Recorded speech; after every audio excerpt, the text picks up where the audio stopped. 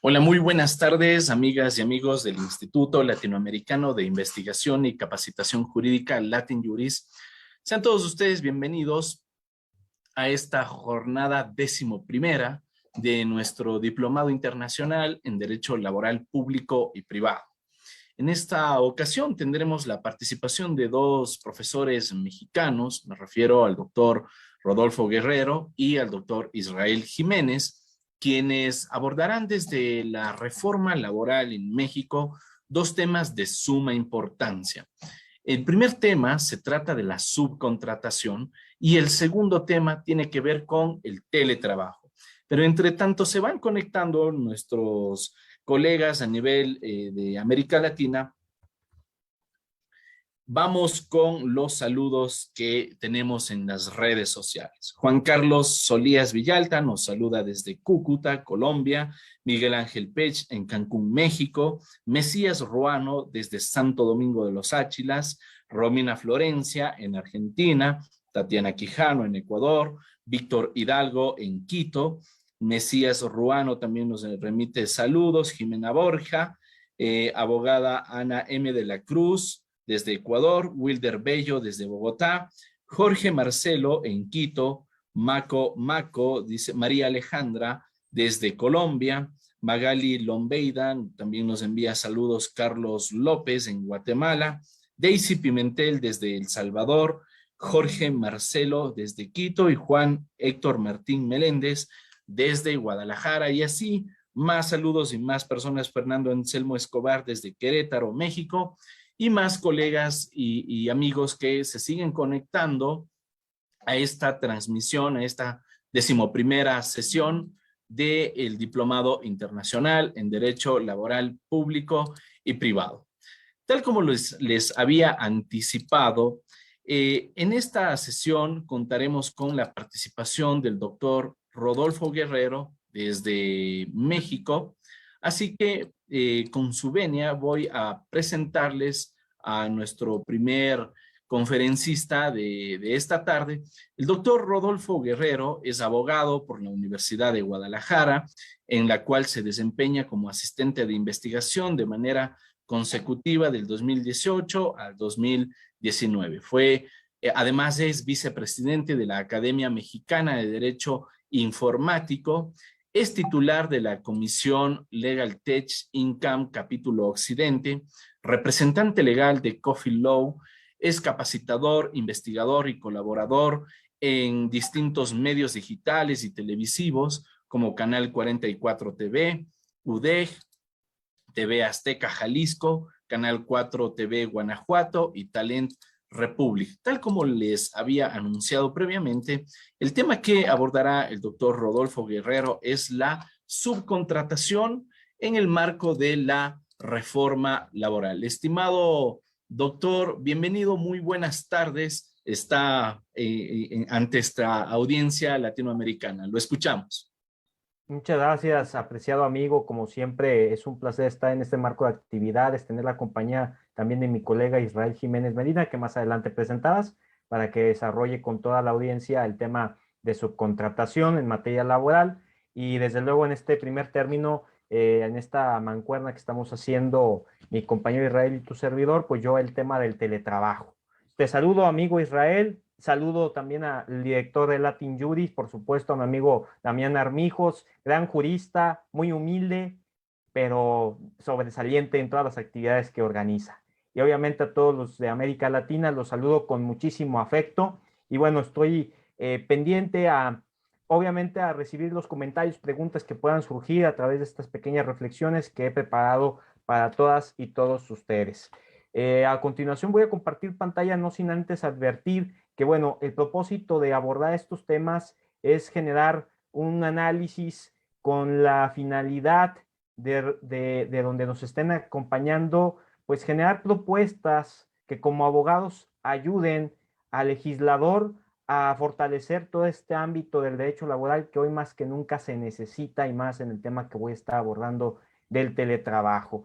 Nada más permítanme para compartir estas pequeñas reflexiones y que también sirvan de análisis. No es lo mismo, y lo advierto, hablar de teletrabajo que hablar del home office. La reforma en nuestro país ha tomado una real importancia al respecto, al diferenciar estos esquemas y más en lo proyectado en la ley. Bueno, voy a compartir pantalla. La reforma, pues, en materia de teletrabajo en México no se va a limitar a decir, bueno, en México se hizo esto, sino además de saber los conceptos de lo que estas figuras significan para el derecho laboral, el cómo debe de evolucionar el derecho laboral, por supuesto, ante la industria 4.0.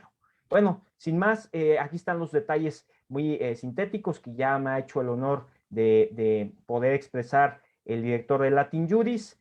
Y a continuación, una pequeña frase introductoria que nos permita iniciar este valioso tema del derecho laboral, me atrevería a decir, en la industria 4.0.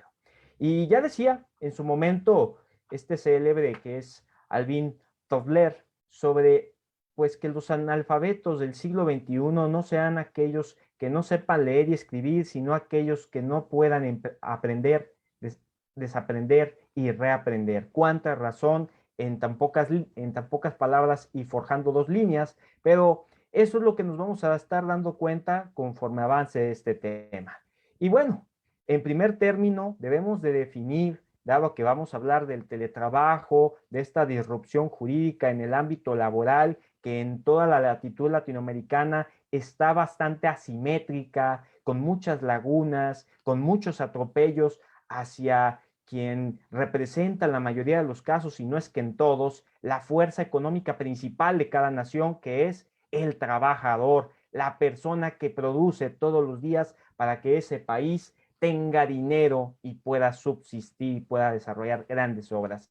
¿Qué significa la industria 4.0? Bueno, significa todas aquellas tecnologías emergentes que están en el desempeño de las actividades humanas. Y esas tecnologías emergentes nos llama a enunciarlas como inteligencia artificial, como analítica de la información, como Internet de las cosas, como cómputo cuántico. Básicamente estamos hablando de esa revolución digital que impacta sin duda alguna a la sociedad del trabajo y genera esa nueva sociedad denominada del conocimiento digital, en donde, bueno, nos estamos dando cuenta que a partir de la pandemia solamente generó pues una incertidumbre terrible, pero a su par no generó las demasiadas propuestas para defender aquello que va relacionado sí o sí con el ámbito laboral, que es los derechos humanos,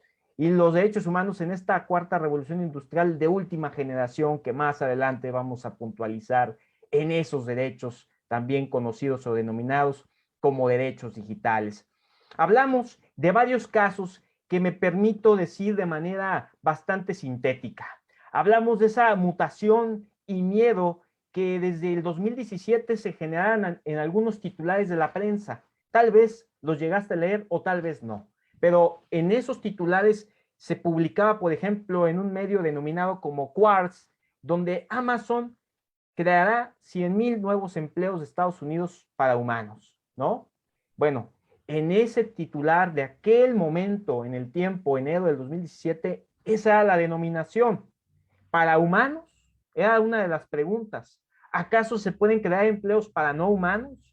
Algunos decían, es absurdo considerar esos espectaculares, y hoy por hoy percibimos que sí, hay desempleo en gran medida, en buena parte por las cuestiones de salud, pero también porque es mucho más fácil para las grandes empresas manejar otro tipo de esquemas en donde dejen, por un lado, lo que establecen las leyes laborales de ciertos países de América Latina o del grueso de Iberoamérica, y en el caso concreto de México, que también confundan a la población a qué tengo derecho, a qué no tengo derecho, o qué esquemas realmente están haciendo pues abusivos y también demasiado, ¿qué se podría decir?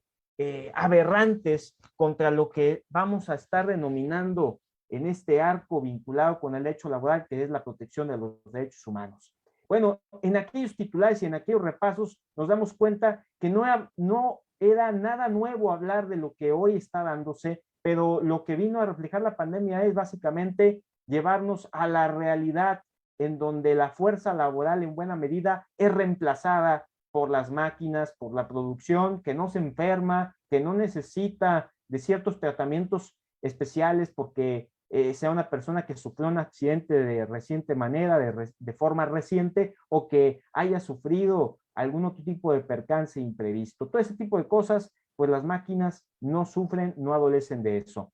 Otros panoramas en los que deseo enfocarme es hablar de aquellas señales en donde, bueno, podríamos referenciar a fabricantes de automóviles o a aquel monstruo industrial denominado como Foxconn, en el ojo del huracán debido a esas prácticas abusivas en el ámbito laboral, en donde se le acusaba de ser responsable del suicidio de varios trabajadores, o del socio de Apple, que en su momento planeó la sustitución de 1 millón de empleos humanos para robots, que tenía comprendiendo más de 1 millón de trabajadores. O también la sustitución de 60,000 en el rubro específico de los favorecimientos de esa robotización a cuestión mundial, una vez que los costes sociolaborales pues crecían, por ejemplo, en latitudes como Asia y en otras partes, básicamente como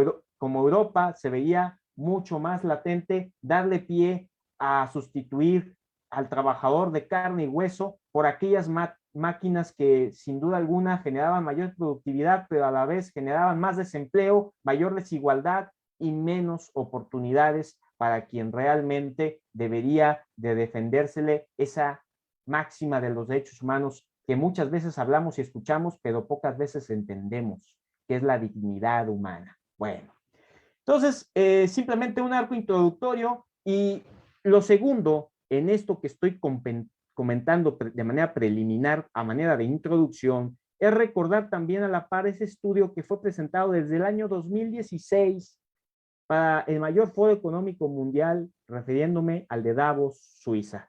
Y bueno, que alertaba la destrucción hasta el 2020 de más de 7 millones de empleos en las 17 principales economías, creando solo 2 millones nuevos.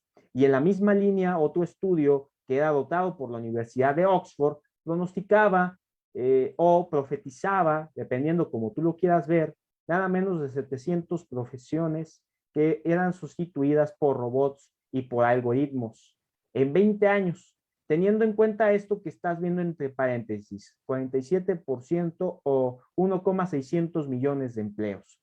A la par, podemos encontrar otro informe que es dotado por Dell, esta compañía tecnológica, en donde mencionaban que el 85% de trabajos estarían disponibles en 2030 y que aún no se habían, aunque no se hayan creado en ese momento. Varios empleos que realmente eran algo indispensable para la labor de un país en producción, realmente ya no van a existir conforme pasen los años. La pandemia solamente vino a acelerar ese proceso. Por ejemplo, ¿qué empleos ustedes piensan que en breve van a dejar de existir o que desde este momento están viéndose en severa crisis? Bueno, probablemente podamos pensar en un sector en lo particular, como lo que tiene que ver con la gastronomía o con la industria restaurantera, aquellos cocineros de comida rápida, por ejemplo, en donde un estudio, por ejemplo, demostró de investigadores de la Universidad de Oxford del Reino Unido un 81% de posibilidades de automatización de los procesos. Estamos viendo que realmente es mucho más benéfico para una industria generar toda una cadena de producción en donde haya muy pocas personas.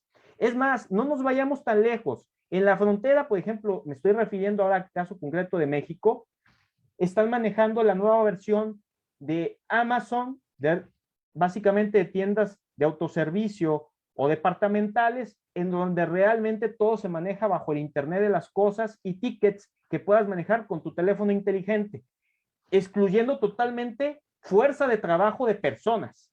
Entonces, la pregunta del millón es, ¿qué es lo que va a generar al final de todo esto?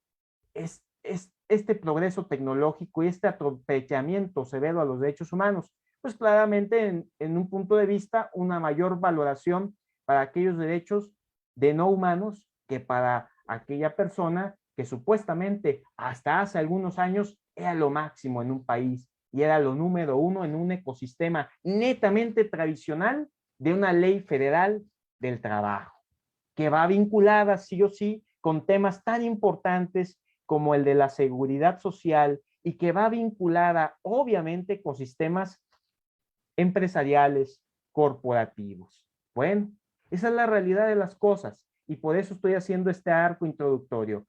Voy a agregar otras dos cosas que tal vez estés pensando en este momento de trabajos que van a ir desapareciendo conforme pase el tiempo.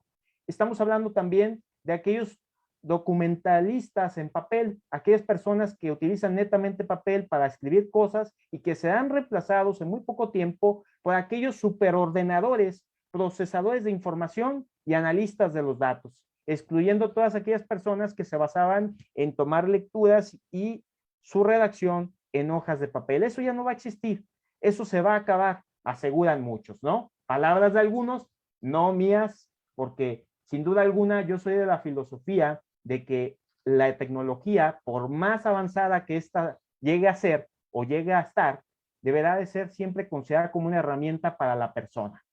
No el humano sea una herramienta para la tecnología, ¿no? Pero bueno, la digitalización de documentos, la aparición de volúmenes masivos de datos, sin duda alguna, hacen que aquel trabajo netamente de papeles se quede en el camino de solamente un museo para que una persona se vea en dónde quedó todo eso, ¿no? Perciba, disfrute un domingo de la tarde con sus familiares y sus amigos y recuerde cómo era el pasado. Y el pasado a lo mejor nada más significa una década. De una década al día de hoy, las cosas han cambiado.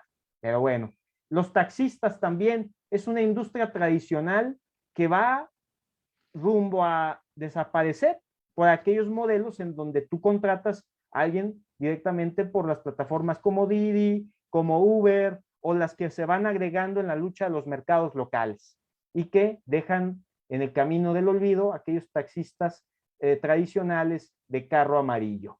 Todo eso está desapareciendo y sin duda alguna se quedará solamente dentro de la conciencia de los recuerdos de algunas personas. Los conductores probablemente también se queden sin trabajo en el corto plazo y eso nos lo ilustra a través de un estudio de Sheet, en donde básicamente te está diciendo que el progreso de los autos autónomos van a hacer que una persona ya no necesite a otra para trasladarse de un punto a un punto B. Muy sofisticado, muy futurista.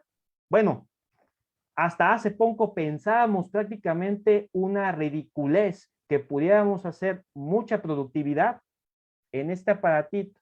Antes necesitábamos computadoras a veces muy estorbosas en un espacio físico más o menos considerable para trabajar. Hoy por hoy no es así.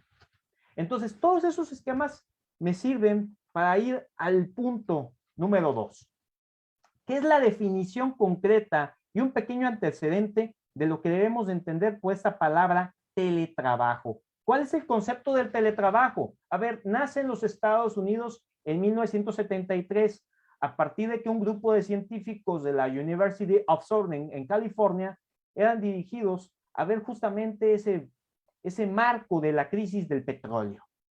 Y obviamente la investigación y una aplicación del trabajo en ese entonces disponibles por las tecnologías informáticas para reducir el traslado de trabajadores a las oficinas. Y obviamente hacer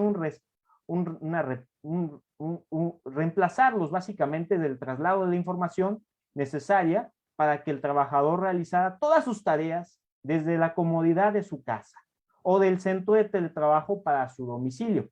Todo eso desde la realidad de Estados Unidos en 1973, acuñando pues el origen o uno de los orígenes del teletrabajo.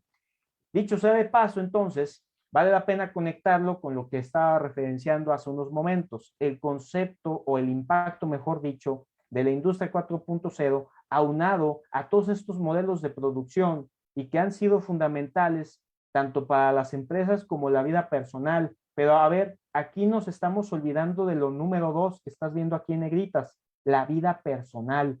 ¿Hasta qué punto realmente el impacto de la industria 4.0 está prevaleciendo la vida personal? Tú dirías, sí, está haciendo que sea mucho más cómodo, está haciendo que tenga mayor productividad, pero si lo ves en retrospectiva con que no vas a tener trabajo y vas a hacer solamente algo para la industria, donde la industria básicamente es basada en la producción de máquinas y no de personas, ahí cambia lo romántico del asunto, ¿no? De la vida personal. Cómodo para la vida personal. Vámonos directamente entonces al punto de México y qué significa esta reforma a la Ley Federal del Trabajo. Y que en un momento más voy a diferenciar lo mal denominado home office por parte del resto de la población, que dice, no, estoy haciendo home office. Error, no es lo mismo jurídicamente hablando. A ver, esta reforma tiene como propósito, obviamente, el regular todas esas formas de trabajo a distancia. En el capítulo 12º bis de la Ley Federal de Trabajo en México, particularmente en el artículo 330, dispone aspectos demasiado interesantes como los que estás viendo a continuación. Es decir, únicamente se considera como teletrabajo aquel que desarrolle más de 40% del tiempo en el domicilio elegido por el trabajador, su casa, su departamento, etc., etc., etc. Pero no así el denominado home office o no así las obligaciones que cree el trabajador que tiene hacia con él el patrón. Es decir, y aquí quiero hacer un pequeño paréntesis, el patrón hoy por hoy no es aquella persona física de carne y hueso, también puede ser aquella persona jurídica o moral, que quede muy claro, porque ahorita estamos hablando de la disrupción laboral y sería muy incongruente decir, no, es que el patrón tiene que ser netamente una persona, ¿sabes? No es así en la actualidad. Entonces, cerrando ese pequeño paréntesis y dándole continuidad, vamos a enfatizar en 3 puntos concretos. Número 1, la relación laboral bajo esa modalidad de teletrabajo deberá hacerse constar en un contrato, el cual deberá cumplir con ciertos requisitos que son detallados en el numeral 330 diagonal B de la Ley Federal de Trabajo en México. Número 2, el cambio de modalidad presencial a teletrabajo que debe de ser voluntario o por causas de fuerza mayor y que las partes podrán revertir estos cambios para regresar a la modalidad anterior, es decir, la presencial. En el caso particular de los patrones, entre otras de las obligaciones que deberá de tener en cuenta, deben de proporcionar, instalar y encargarse del mantenimiento de los equipos necesarios para el teletrabajo.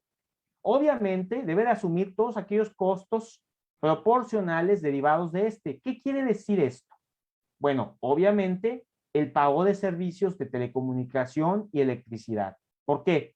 Qué bonito resulta para el patrón, ¿no? Es decir, el trabajador está desde su casa, ¿no? Cumple el requisito marcado por la ley y quiere decir que él tiene que conseguir una computadora que le sea funcional, pagar lo que exceda de electricidad. Pues qué chulada, ¿no? Pues así todo el mundo va a querer tener a las personas y deslindarse de esas obligaciones.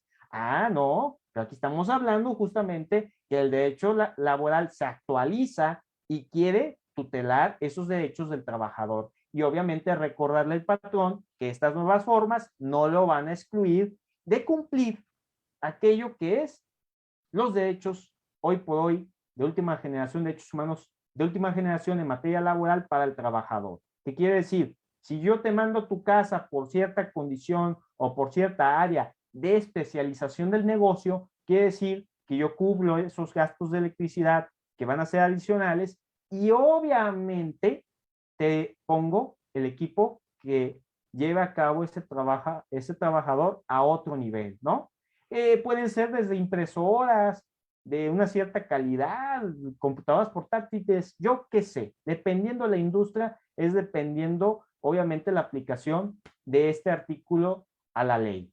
Bueno, una vez dicho esto, vale la pena poner entre paréntesis, fíjense bien, lo que también se está olvidando en este nuevo ecosistema de trabajo, desconexión digital, porque también es otro tema que voy a desarrollar más adelante y que obviamente tiene que ver con que el patrón, como normalmente era y sigue siendo, y me entristece decirlo, ese abuso que tiene hacia con el trabajador y le dice, oye, pues todos los días tienes que excederte de lo que dice la ley, ¿no? De manera presencial, Y ahora de manera virtual es prácticamente un 24/7.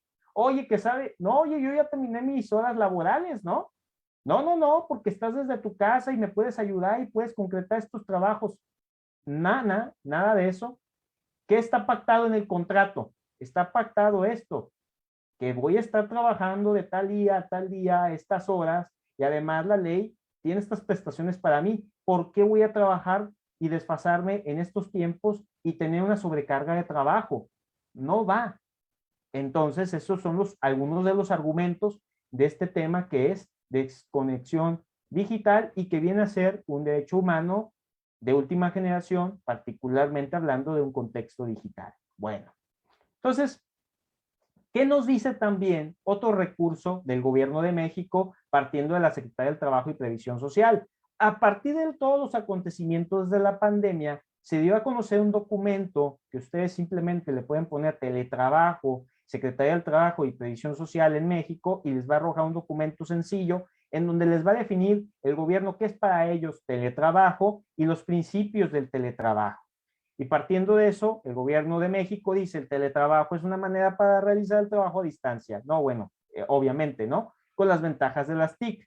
Y de manera habitual, esto puede realizarse en el domicilio del trabajador, pero también puede alternarse entre casa y oficina. Y justamente es ahí que va a tomar una importancia para diferenciar los esquemas de trabajo que más adelante vamos a puntualizar. Pero bueno, ahorita en tela de suspenso nos quedamos con eso y vemos abajo esos principios del teletrabajo.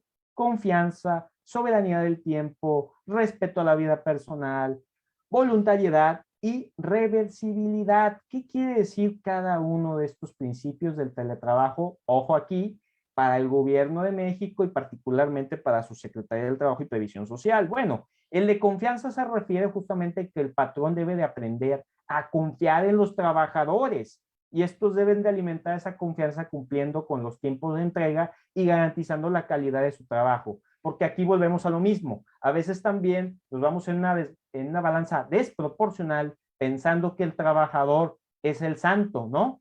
Es la víctima.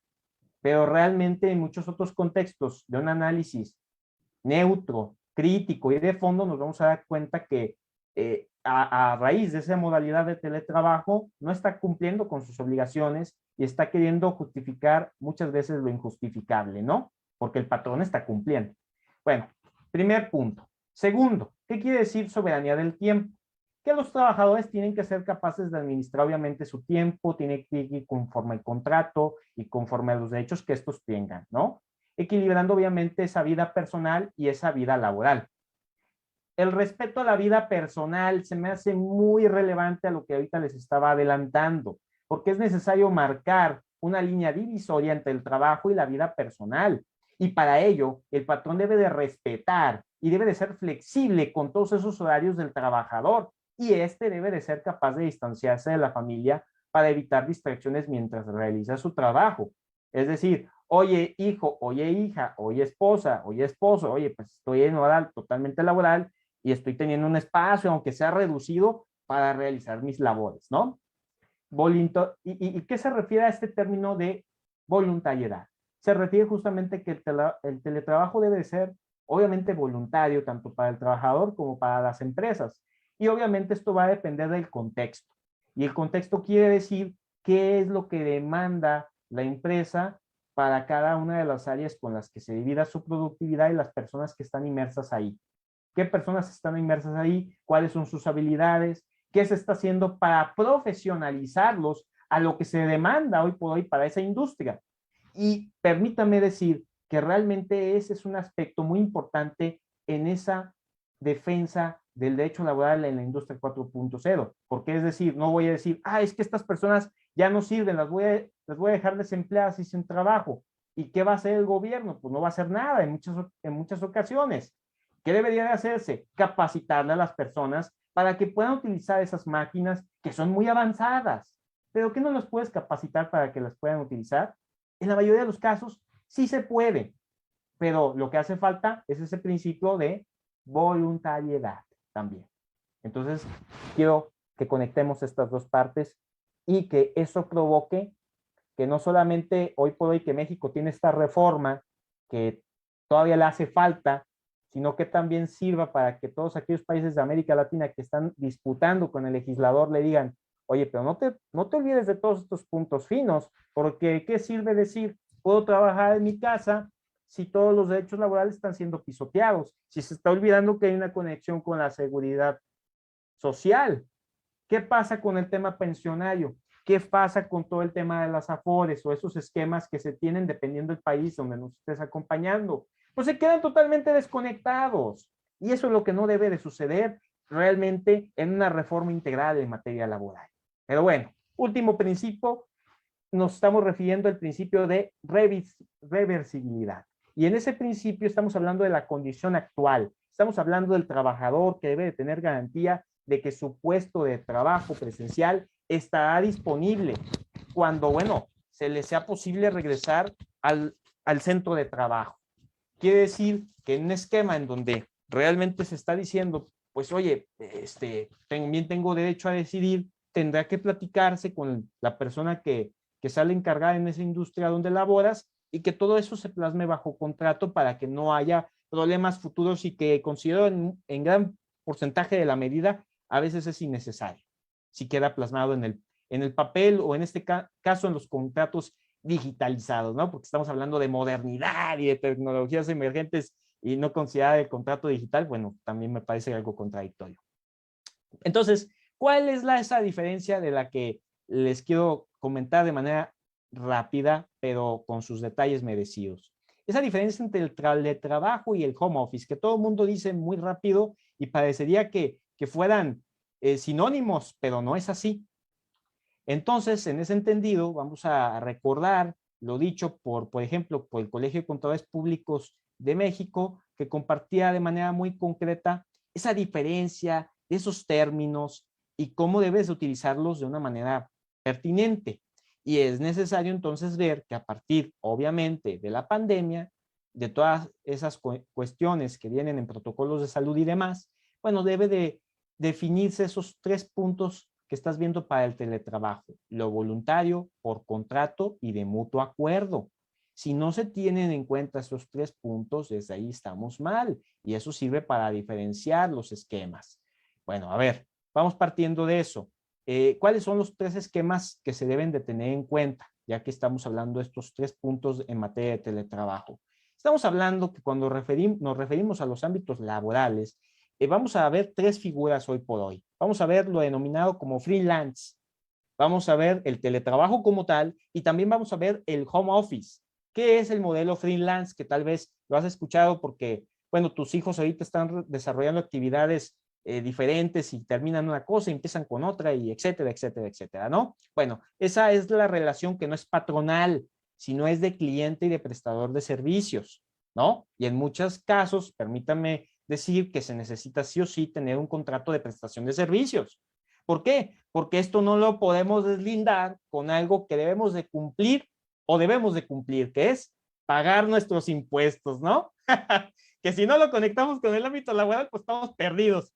Entonces, el modelo freelance, el modelo del teletrabajo, que estamos, como lo hemos platicado en esta presentación, quiere ir con esa modalidad de uso de tecnologías, de herramientas, computadores y muchas otras cosas que se utilicen para que el trabajador realice sus actividades en cualquier lugar, ya sea desde su casa o el punto que él elija, e incluso, pues, también puede no realizarse desde el mismo país. Eso hay que recordarlo. Una de las plataformas que es pionera en ese trabajo a distancia, ¿saben cuál es?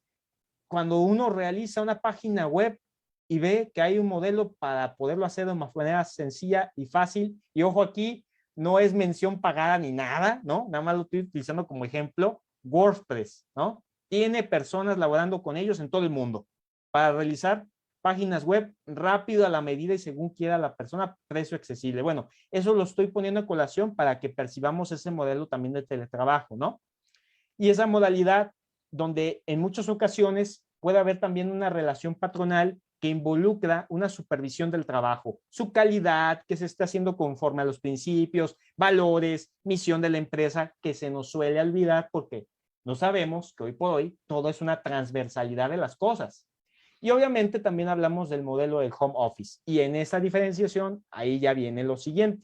El home office es esa modalidad en la que el trabajador no labora al 100% fuera de la oficina. Ojo aquí, sino que tiene permitidos algunos días para trabajar desde casa. Durante esos días, el colaborador debe respetar la misma jornada y tareas que cuando trabaja de manera presencial. Es decir, al final, ¿qué nos dice la reforma en México? Para ser considerado teletrabajo y tengas esas prestaciones que tiene el teletrabajo, significa que tú tienes un porcentaje de carga de más del 40% y estás todos los días. No es porque te enfermaste, no es porque para el caso de las mujeres que estén embarazadas o riesgo de trabajo o ciertos contextos de esa naturaleza, no es por esa razón. Entonces, si no es por esa razón, significa que es teletrabajo. Si es por alguna de esas razones en donde hay causas de fuerza mayor, bueno, estamos hablando del home office como tal, ¿no? De una enfermedad, etcétera. Eso para diferenciar, entonces pasamos a los puntos prácticamente de conclusión de este tema, que es hablar de rubros concretos como la flexibilización laboral, como el trabajo remoto, y esto en lo particular que involucra qué viene. Si en el 2020 empieza toda esta aceleración por los protocolos de contingencia, que la pandemia no se va a acabar todavía y que van a seguir las variables y las subvariables, ¿no? O las subvariables de las subvariables, ya no sabemos, ¿no?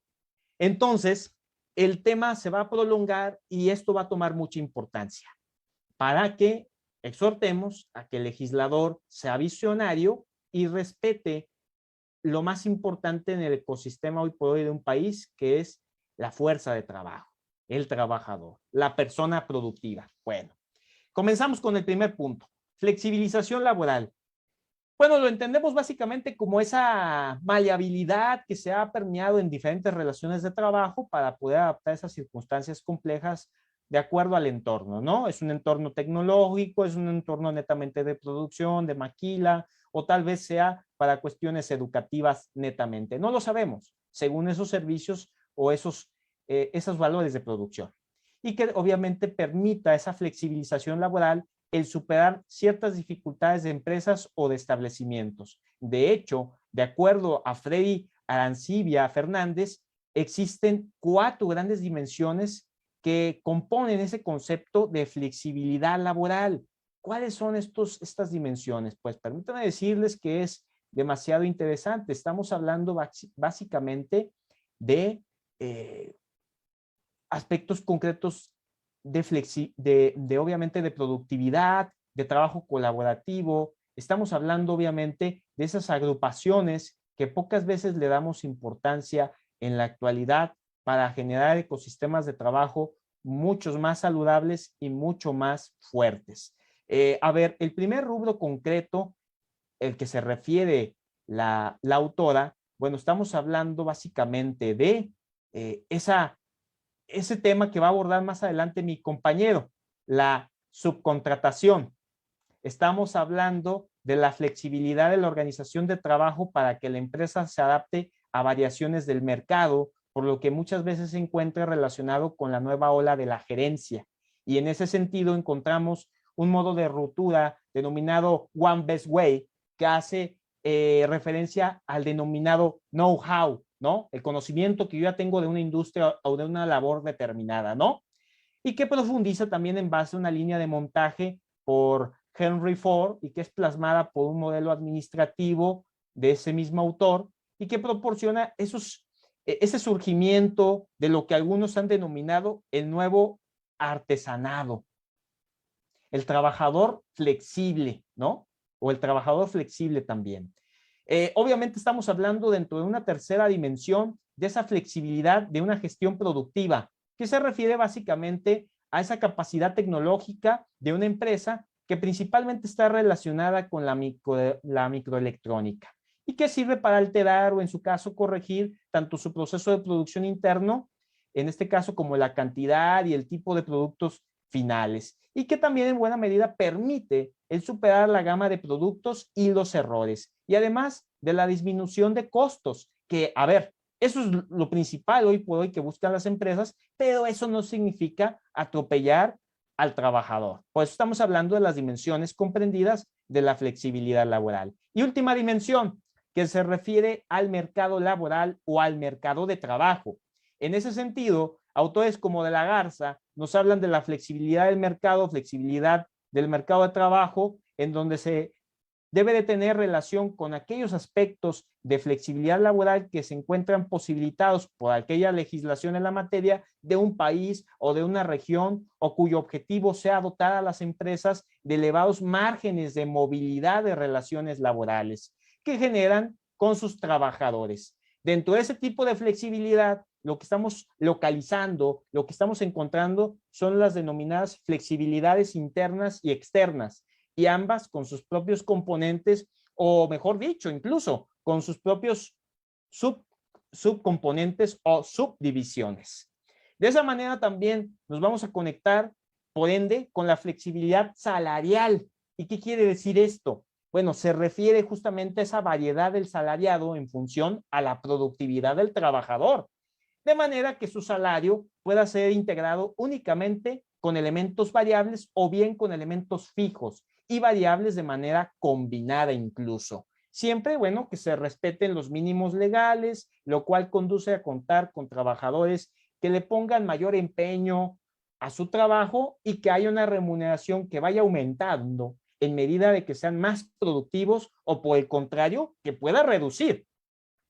Todos esos conceptos, si se fijan, son demasiado interesantes y llevan a la premisa mayor, que es que el derecho laboral no es una isla, como siempre yo digo, el derecho en muchas de sus materias no quiere decir que sean islas, quiere decir que cada una lleva un grado de especialización, pero que obviamente van vinculadas y van desempeñándose según el contexto del cual estemos ubicándonos, en este caso, en dónde va a parar el patrón y el trabajador en estos nuevos esquemas de trabajo. Y obviamente quiero reafirmar esto porque va a tomar mucha importancia ahorita que mi compañero les hable de todo lo que tiene que ver con la subcontratación.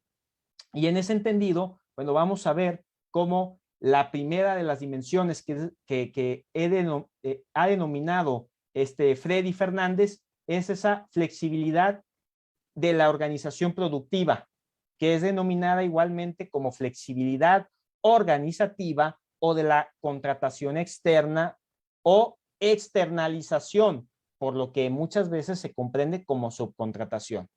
Nada más quería recordarlo porque va a tomar mucha importancia conforme avance, y tampoco debemos de estigmatizar aquello que escuchamos a bote pronto si no lo estamos estudiando, ¿no? Por eso lo estamos viendo en este apartado en lo particular.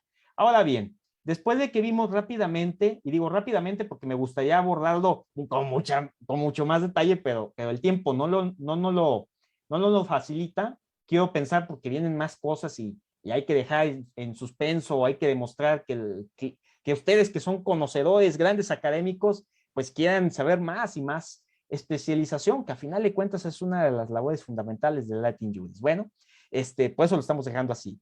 El segundo punto de lo que estamos hablando dentro de esta reforma en México es hacer un apartado, un recordatorio especial del trabajo a domicilio.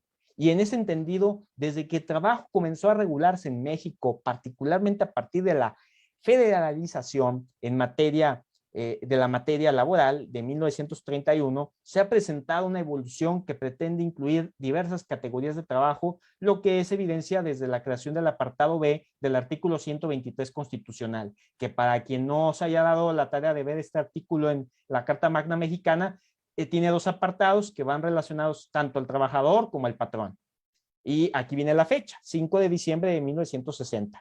Ya que además en su momento se intentó también la creación hasta de un apartado C en el año 1976. Qué interesante, ¿no? Pero bueno, simplemente es un poquito de historia para poner el contexto y también generar más atractivo sobre todo lo que se debe desarrollar en materia laboral en un país en lo concreto. La doctrina, vaya la redundancia y la valía de las cosas, pues han discutido sobre el trabajo a domicilio, si en realidad se trata de un trabajo conforme lo regulan las normas en esa materia, o si se presenta el elemento de la subordinación, incluso lo regulan las normas, en qué sentido, ¿no? ¿Qué componentes tiene esta? ¿Qué son realmente el poder de mando y el deber de la obediencia?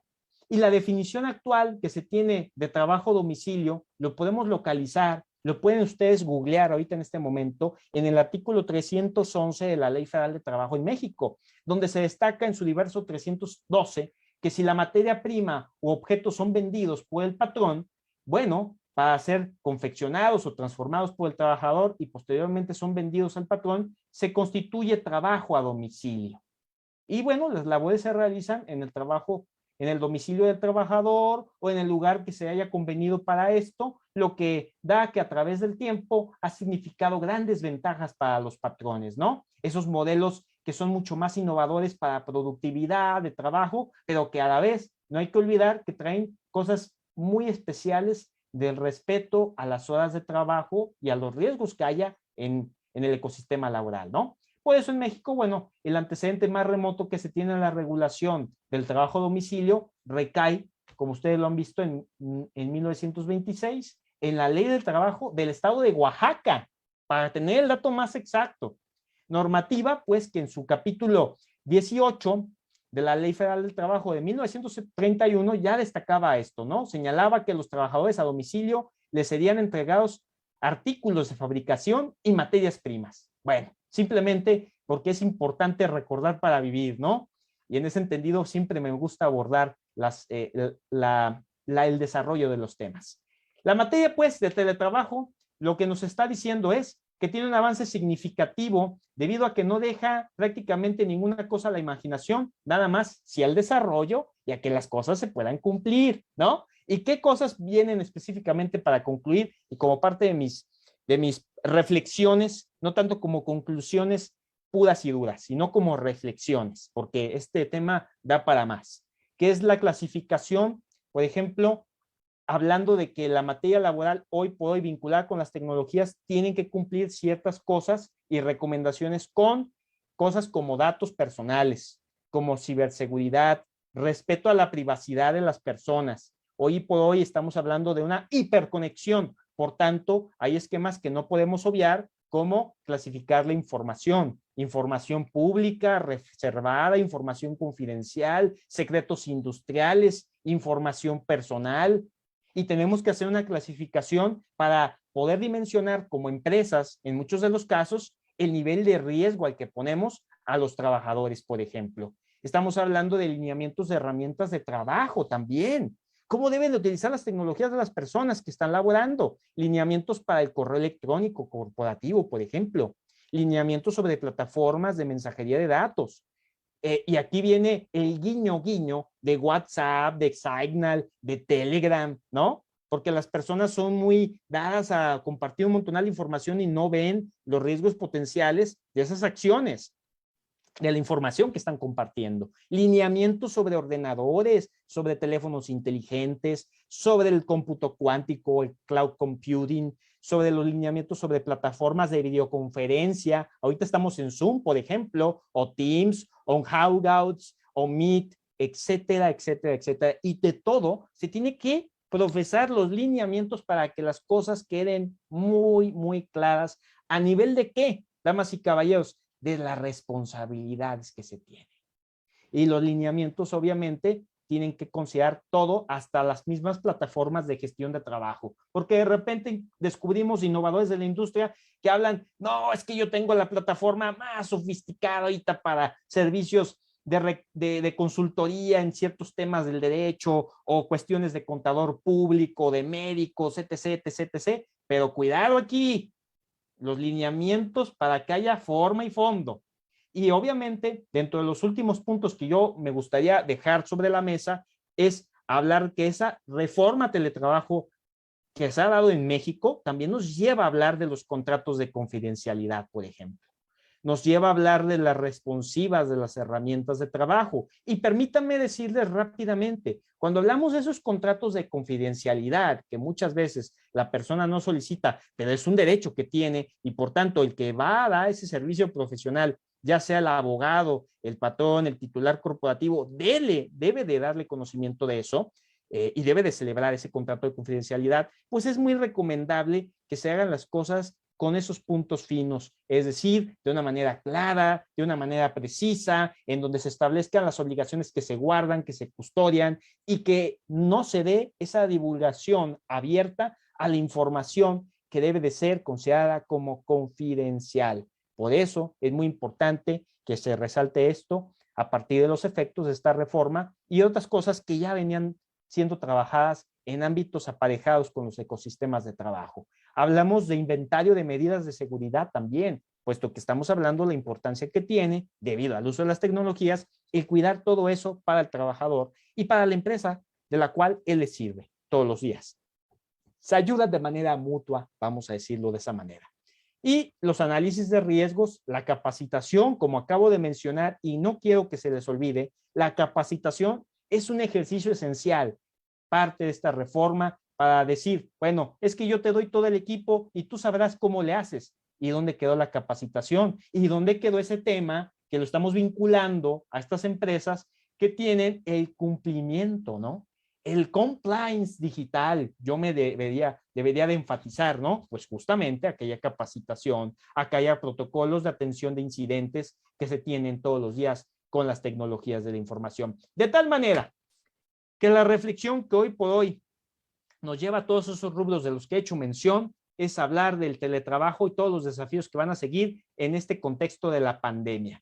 Más allá de lo que se inició a partir de los pronunciamientos, por ejemplo, de la OIT, ¿no? En el año pasado, de confinamiento, sus estragos en todo el mundo, el promedio con el que se estaban desarrollando estas actividades de los empleados debido al teletrabajo, por ejemplo, en Europa o en Luxemburgo, de los Países Bajos, etcétera, es comprender que hoy por hoy, por ejemplo, en México y en muchos países de América Latina, se pueda ir contra el problema de las asimetrías en las legislaciones que son vinculantes en la materia laboral y en estas nuevas formas de trabajo. ¿Qué quiere decir? Ley Federal de Protección de Datos Personales en posesión de los particulares, por ejemplo, en el caso mexicano.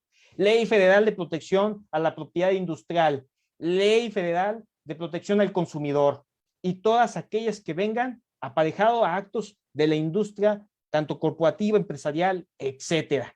Que esas asimetrías no existan, porque si no, no va a servir que haya una legislación que sea reformada para que quede mucho más robusto el trabajador en ciertos contextos y en muchos otros no se va a tener claro qué se va a hacer con el tema de privacidad, con el tema de desconexión, con el tema de respeto de la intimidad, que hoy por hoy se ve ultrajada por muchos dispositivos de los cuales el trabajador no sabe cómo utilizar.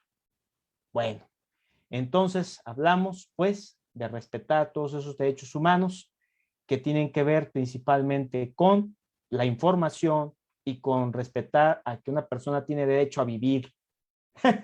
aunque parezca irrisorio, ¿no? Porque aparentemente para la industria productiva no existe eso, ¿no? Se debe de considerar, claro, el descanso, los permisos y las vacaciones, damas y caballeros, en esto que he de denominar, a partir del caso que les comento de manera muy a grosso modo de la reforma en materia de teletrabajo en México, del derecho laboral 4.0 y qué cosas se deberían de considerar para que verdaderamente hablemos de ese derecho humano que debe de tener sí o sí esa figura de teletrabajo. Bueno, pues por su atención les agradezco mucho y dejo a continuación mis redes, tanto en Twitter, YouTube, Instagram y Facebook, para estar en comunicación de todos estos temas de importancia y de Coffee Law. A continuación quedo a las órdenes de nuestro querido director Damián Armijos y por supuesto de la exposición que sigue de mi compañero, que como yo ya lo he advertido, va a ser muy interesante y va a ir vinculando todo esto que se necesita en todo el grueso de Latinoamérica en defensa de la aplicación correcta del derecho laboral. Muchísimas gracias. Excelente, estimado amigo, doctor. Muchísimas gracias por esta interesante conferencia. La verdad es que, bueno, el teletrabajo era algo que se veía venir desde mucho tiempo atrás con el desarrollo de las tecnologías. Sin embargo, el COVID ya nos puso a prueba, a la fuerza nos puso a prueba a todo el mundo. Y qué bueno que pues, una investigación como esta nos dé muchísimas luces. Voy a compartirle algunas preguntas previo a arrancar con la siguiente conferencia. El doctor Marco Cajamarca nos dice, por causa de la propagación del virus COVID-19, dice, en las mayorías de las instituciones públicas mandaban a sus servidores que se acojan al teletrabajo, sin tener un instructivo que normalice esta actividad. Peor aún, una plataforma para controlar el teletrabajo, lo cual ocasionó que no haya productividad del funcionario, llegando a no poder controlar esta actividad, ocasionando perjuicio a la institución en el resto de los trámites administrativos. ¿Era legal o no esta actividad del teletrabajo? Nos pregunta el doctor Cajamarca. Bueno, en este caso, básicamente sí es un atropello al derecho humano del trabajador, porque, y bueno, tendríamos que vincularlo mucho al contrato. ¿Qué es lo que se establece? ¿Qué es lo que se establece en esa relación trabajador-industria para determinar la responsabilidad que hay? Eso es en primer término, ¿no? Obviamente sí, podemos argumentar que es contra los derechos humanos porque, pues, no están de adorno, ¿no? Claramente, pero se tiene que ir directamente a los puntos duros para ir a mencionar que sí, es algo incongruente que tú le exijas al trabajador, más allá de que hay una reforma en materia de teletrabajo, cuando realmente el contrato no dice eso y cuando realmente no se está cumpliendo lo que ya se estipuló en esa reforma, que es que haya un cierto porcentaje de actividad de la persona para que realmente sea considerado como tal o haya una justificación de que la persona esté en esa modalidad virtual. De tal manera que sí, sí se está incumpliendo, pero se tendrían que ver esos detalles para ir directamente a hacer el procedimiento, en este caso aquí en México, con esa transición entre juntas de conciliación y arbitraje a tribunales de justicia laboral, que ahorita ya mi compañero Ismael está también hablando un poquitín de eso. Muy bien. Por aquí en redes sociales, Miguel Cabrera Moreno dice, doctor, ¿cuál es el mecanismo más idóneo para controlar el cumplimiento del horario laboral en teletrabajo? Dice, para que no exista abuso tanto del trabajador para con el patrono como del patrono para con el trabajador. Bueno, a ver, lo que se necesita aquí, aparte de que esas responsabilidades, de que esos derechos y obligaciones queden más que establecidos en el contrato, obviamente, son aquellas plataformas que vengan a medir la productividad de la persona. Y para ello vamos con el punto número 2, que hoy por hoy los contratos deben de tener, que es el aspecto confidencial, pero también de tratamiento de la información. Porque hoy nos vamos a topar que hay plataformas que van a medir que no estés mintiendo. Es decir, yo entré a la plataforma a trabajar de tal horario a tal horario, de las 7 de la mañana a las 3 de la tarde, por ejemplo, en donde yo estoy documentando, la plataforma está tomando el tiempo desde que entré hasta que salí y nada más. O sea, es decir, no te está ahí, luego escuchando las llamadas o viendo si estás abriendo otras pestañas, y etcétera, etcétera, etcétera. No está haciendo todo eso, pero sí está verificando de que no estés mintiendo y que esos reportes de evidencia estén, porque también puedes ingresar a la plataforma y puede ser que no estés cumpliendo a cabalidad con todo lo que debes de hacer y también se necesita hacer esos esquemas reportables de evidencia, ¿no? Esos serían algunos de los puntos. Tal vez a algunos les parezca algo exagerado, pero justamente como acaba de decir muy amablemente el doctor que me hace la pregunta, mi estimado amigo Armijos, es que pues sí, se pasan a veces la confianza, la buena fe del patrón, el trabajador o el trabajador del patrón, ¿no? Lastimosamente. Muy bien, y vamos con una última pregunta. Tiene levantada su mano Edgar Cadena. Lo escuchamos, Edgar. Buenas noches. Doctor, muy buenas noches. Por favor, una consulta. Aquí en el Ecuador, como fue algo nuevo lo que es la pandemia, existió personal regido bajo el Código de Trabajo que las actividades propias de su puesto no le permitió acceder a teletrabajo, pero por ser considerados grupos vulnerables, se acogieron a la suspensión de labores. Durante el trayecto que se encontraban con suspensión, se acogieron a la desvinculación. El artículo 60 del Código de Trabajo indica que el personal que sale de la institución deberá acordar alguna forma de recuperar esas horas suspendidas o en su defecto cancelar. Pero en este caso la pandemia continuaba y hasta ahora continúa, pero el personal ya salió de la institución. En este caso mi pregunta es, ¿qué debería hacerse con este personal que ya salió y todavía no se ha regularizado? Que si vamos a recuperar, yo sé, en horas o en dinero. Esa es mi pregunta, mi doctor. Sí, claro. Bueno, aquí tiene que haber un diálogo previo. Tiene que también tenerse en cuenta eso que acabo de decir, aprender a desaprender. ¿Qué quiere decir? Que también está la mediación laboral. O sea, es decir, más allá de ir directamente al tribunal a empezar a hacer la guerra campal, vamos haciendo el diálogo, entendemos la situación que hubo extraordinaria en el caso de esos trabajadores y hay de dos. Eso claramente va a que se deslinden ya de la empresa y se les da su finiquito, ¿no? Como acá se maneja en México, vámonos. O darles la puerta abierta a que sí haya esa compensación de horas o de actividades que queden pactadas para que sigan laborando con la industria, ¿no? Entonces, hay esos dos caminos. No sería netamente decirte, no, pues van a ser despedidos y se acabó y va a empezar un conflicto. Realmente no. Se manejaría más que todo bajo el diálogo abierto para esos dos posibles escenarios. Tanto en el escenario en donde hay una compensación de aquello que ya no realizaron de un tiempo determinado o en donde realmente se establezca que, bueno, se les da lo que es el término de su contrato, se tiene que cumplir con ciertos puntos que no se establezcan el escrito para el cual ellos estuvieron desempeñándose por cierto tiempo de la empresa y pues terminar la relación laboral, ¿no? Esos dos caminos, no le veo la necesidad de generar ese conflicto porque pues hoy por hoy estamos hablando de que el ex duda lex ya no es la filosofía a seguir. Entonces, pues bueno, yo comentaría eso, ¿no? Muy Muchas bien, gracias. muy bien.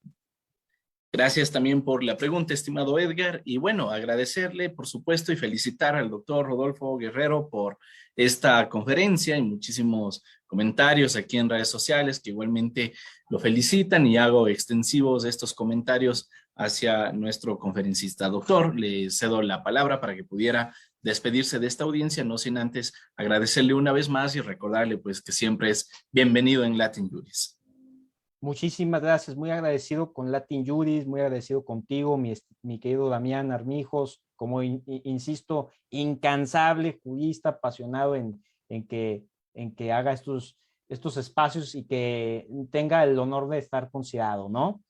Y obviamente, pues sí, un saludo muy afectuoso a todos los que están acompañándonos en la transmisión, de los que están en el salón VIP, ¿no? De la plataforma Zoom, y obviamente a mi amigo también Israel, que va a continuar con estos temas muy importantes en materia de subcontratación en el caso mexicano. Yo me despido y me quedo aquí también por si existía alguna otra pregunta y para escuchar la ponencia de mi colega Israel Jiménez Medina y además amigo. Gracias, mi querido Damián.